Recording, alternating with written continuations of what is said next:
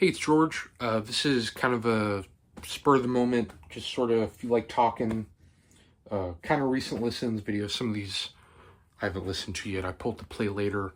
Um, but I guess this is kind of about new wave, um, maybe more power pop. To me, there's kind of two different, well, there's a lot of stuff that gets called new wave that I don't think is new wave.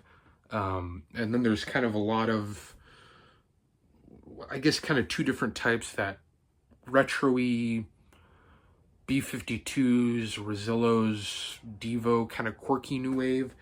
And then there's more what I'm going to show, that kind of skinny tie, Elvis Costello-y, Stiff Records-y sort of new wave.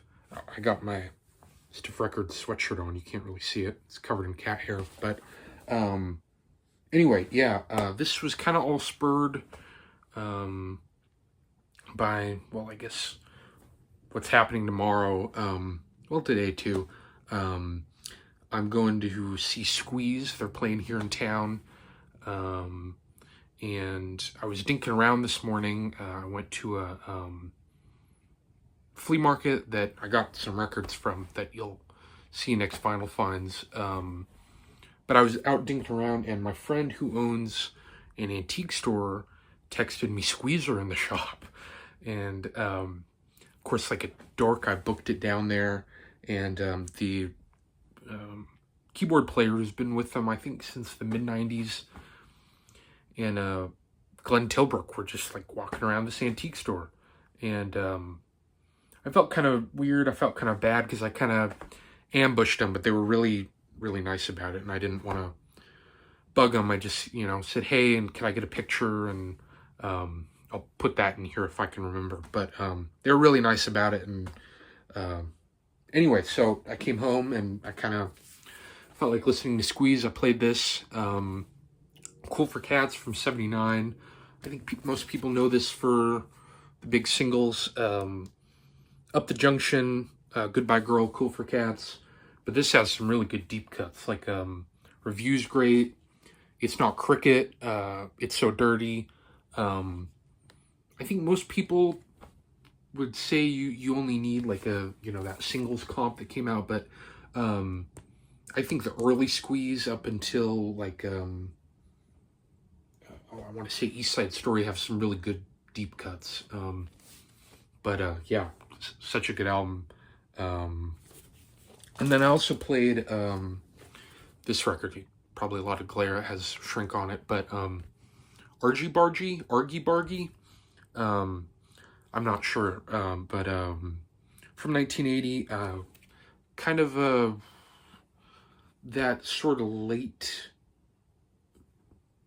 70s, this is 1980, so I guess early 80s sound that like the Jam had, or like Get Happy Elvis Costello had, where it's kind of soul influenced. It's kind of like new power pop soul, new wave soul.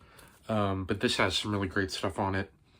Another one with really good deep cuts, like obviously Pulling Muscles from a Shell and Another Nail in My Heart. But Farfisa Beat is great. Vicky Verky, If I Didn't Love You, Separate Beds.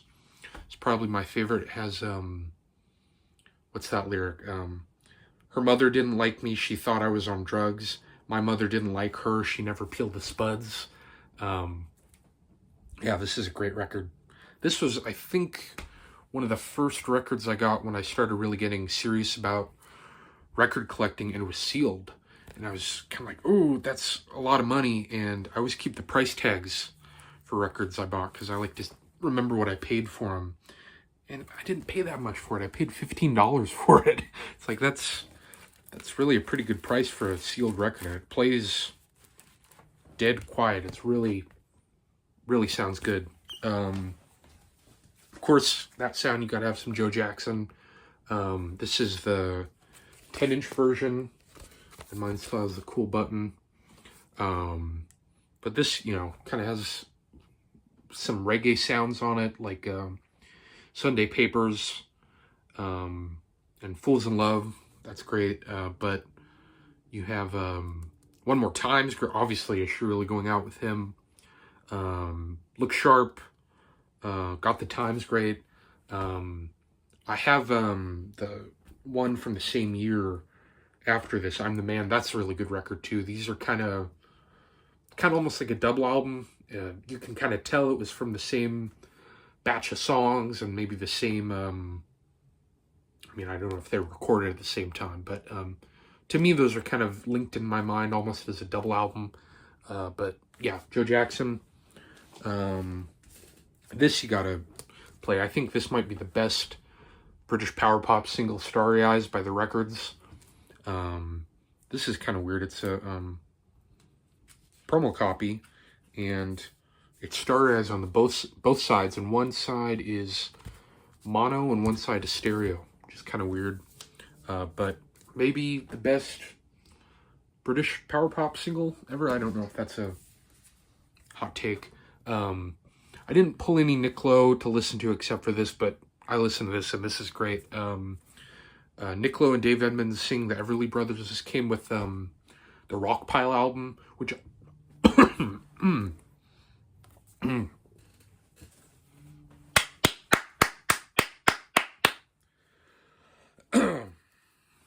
I listened to this today too. Nick Lowe and Dave Edmunds sing the Everly Brothers.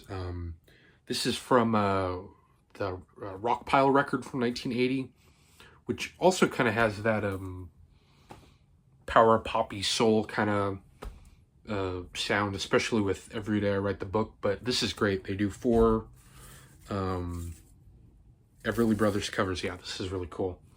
Of course, you got to have Elvis Costello.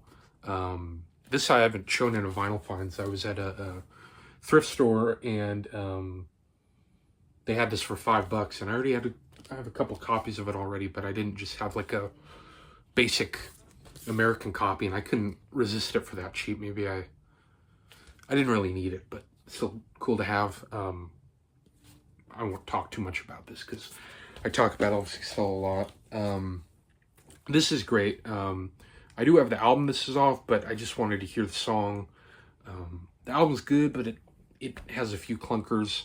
But this is the Heats. I Don't Like Your Face. A band here from Seattle, Washington. And yeah, this is really good. I think, yeah, Ordinary Girls and I Don't Like Your Face from 1980. And this is kind of interesting. It was produced, the album wasn't, but this single was produced by Buck Ormsby, who founded, I don't know if he founded, but he was, involved in Etiquette Records and was a member of the Wailers. Yeah, great single. And this I haven't listened to yet, but you got to have this. Paul Collins and The Beat, their first record from 79. So good. Rock and Roll Girl, I Don't Fit In, Different Kind of Girl, Don't Wait Up For Me. Walking Out on Love, which I think was one of his songs that carried over from The Nerves.